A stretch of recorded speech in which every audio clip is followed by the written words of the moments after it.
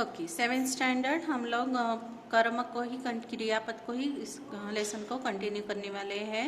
जैसे कि मैंने आपको पिछले 2 वीडियो में बताया था कि क्रिया क्या होती है, क्रियाओं के भेद कौन से होते हैं, तो उससे हम लोग थोड़ा सा रिवाइज करके आगे बढ़ते हैं। क्रिया के 2 मुख्य भेद होते हैं, अकर्मक और सकर्मक, और साथ में हमने ये भी देखा था कि अकर्मक कैसे होता है, जिस क्रिया के साथ कोई भी कर्म ना हो तो उसे अकर्मक कहते हैं, और जिस क्रिया के साथ कोई कर्म जुड़ा हो तो उसे सकर्मक कहते हैं।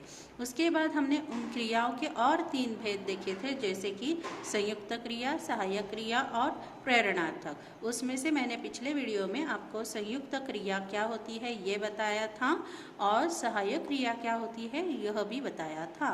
तो संयुक्त क्रिया में आपको फिर से दोहरा दूं, संयुक्त क्रिया वह होती है जिसमें 1 या 2 से ज़्यादा क्रियाओं का वाक्य में उपयोग किया जाता है।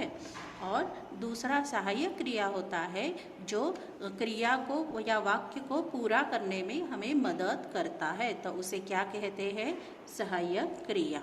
तो सहायक क्रिया के और कुछ हम लोग एग्जाम्पल, पेज नंबर यहाँ पे हम देखिए 19 पे आए हैं, उसके हम कुछ और एग्जाम्पल देखेंगे। घर घर में शौचालय जैसी सुविधा के लिए लोग जागरूक हो रहे हैं। तो यहाँ पे देखिए, अगर है हम लोग छुपा देते हैं तो हमारा ये वाक्य अधूरा होता है, हो रहे। तो यहाँ से इसलिए ये वाक्य पूरा, उसका वाक्य का अर्थ पूरा करने के लिए है हमें ये मदद करता है। येसम्बा गांव के ठीक बीच में से एक नाला बहता। अभी बहने की क्रिया है, लेकिन अगर ये क्रिया हम लोग ठीक से नहीं समझ पाते, ये था नहीं होता, तो अगर बहता है तो बहना क्या है, आगे तब कुछ भी नहीं हमें पता, तो बहता था, तो ये था हमारा सहायक क्रियापद है। नाले में कई बार 4-5 फीट तक पानी भर जाता था। तो भरने की क्रिया है, भर जाना, लेकिन वो क्या है, था, यह हमारा सहायक क्रियापद है। तो हम लोग लास्ट तीसरा देखते हैं भेद कौन सा है, प्रेरणार्थक क्रिया है।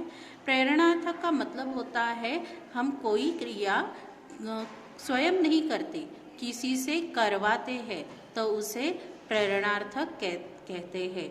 फॉर एग्जाम्पल देखिए, मैं आपको बहुत एक सिंपल एग्जाम्पल बता दूँ।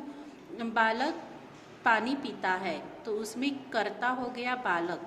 बाल क्या करता है, पानी, पानी तो कर्म है, और क्रिया कौन सी हो गई, पीने की, बालक पानी पीता है ना। तो ये तो हो गया सिंपल सेंटेंस।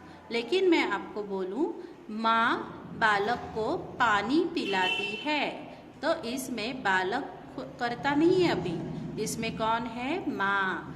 माँ बालक को क्या कराती है, पानी पिलाती है। तो ऐसे होता है प्रेरणार्थक, जिसमें कर्ता स्वयं कोई काम नहीं करता, बल्कि और दूसरों से करवाता है। देखिए यहाँ पे दिया है आपको, जो क्रिया शब्द ये बताए कि कर्ता स्वयं कार्य ना करके किसी दूसरे से करवाता है, तो उसे प्रेरणार्थक क्रिया कहते हैं। फॉर एग्जाम्पल देखिए, दादी धोबी से कपड़े धुलवाती है। तो धोबी तो यहाँ पे दादी तो करता है, लेकिन वो काम खुद नहीं करेंगी, वो किससे करवाएंगी, धोबी से कपड़े धुलवाएगी। माँ ने माली से पौधे लगवाए। माँ यहाँ पे करता है, लेकिन वो खुद काम नहीं करने वाली, वो किसी से पौधे लगवाएंगी, माली से पौधे लगवाएंगी। ठीक है, तो धुलवाना, करवाना, लगवाना, ये सारे क्या होते हैं, प्रेरणार्थक क्रियाएं होती है। तो उसके और कई एग्जाम्पल देखो, यहाँ पे नीचे आपको दिए हैं। दादी दर्जी से कपड़े सिलवाती है, तो दीदी दर्जी से कपड़े सिलवाती है। पिताजी बच्चों को फुटबॉल खिला रहे हैं। नौकर मेहमानों को पानी पिलाता है। तो इन सारे सेंटेंस में आपको कर्ता खुद काम नहीं करते, बल्कि औरों से करवाने की क्रिया करते हैं, तो इसीलिए उन्हें प्रेरणार्थक क्रिया कहा जाता है। ठीक है, तो अभी हम लोग उसके नीचे कृति स्वाध्याय देखेंगे। पहला क्वेश्चन है, नीचे दिए गए प्रश्नों में से आपको क्रियाएं छांटकर उनके सामने लिखनी है। भूत एक कपोल कल्पना है, तो है ये क्या हो गया आपका, क्रिया। सभी गांववासी डाकुओं के आतंक से भयमुक्त हो गए, तो हो गए, ये आपकी क्रिया है, आपको सामने लिखना है। आर्यन ने कैमरा अपने पास रख लिया। रख लिया, यह है आपका क्रियापद, क्रिया है वो। हर व्यक्ति विद्यार्थियों के हौसले की प्रशंसा कर रहा था। कर रहा था, यह है आपका क्रिया। हम सब ने पुल की जानकारी पढ़ी है। पढ़ी है आपके लिए है क्रिया। आम के पेड़ पर 4 पक्षी बैठे हैं। बैठे हैं, यह है क्रिया। रहस्य का पता लगाने का यह अच्छा अवसर था। था है आपका क्रिया। गिलास में थोड़ा दूध है आपके लिए है क्रिया। लड़की आम खा रही है, तो खाने की क्रिया है, इसीलिए खा रही है, यह है क्रिया। मामा जी आप मेरे साथ थाने चलेंगे। चलेंगे, ये देखिए यहाँ पे, यह क्या है, क्रिया। तो दूसरा क्वेश्चन है, कर्म के आधार पर क्रिया पहचान कर सामने लिखो।